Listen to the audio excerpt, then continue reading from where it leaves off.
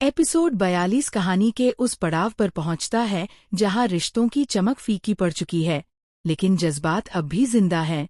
यह एपिसोड सिर्फ एक झगड़े की कहानी नहीं, बल्कि उस मौन संघर्ष की झलक है जो दो लोगों के दिलों के बीच चल रहा है। कहानी की शुरुआत होती है उस सन्नाटे से जो पूरे घर में पसरा है। रिहान खिड़की के पास खड़ा है। चेहरे पर सख्ती है लेकिन आंखों में गहराई तक दर्द है।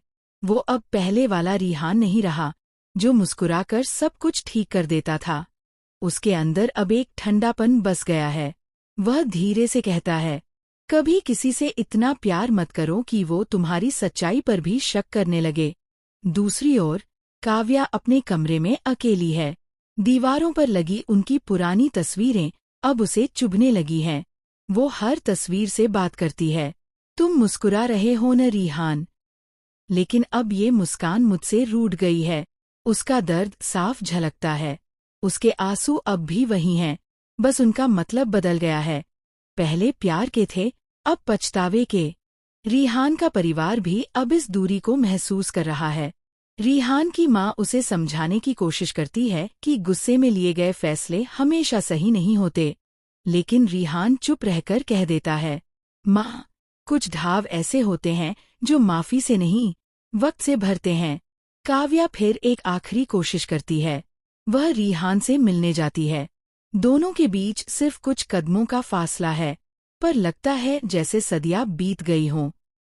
वो कहती है, मैंने झूठ नहीं बोला था, बस डर गई थी। तुम्हें खोने से डर गई थी।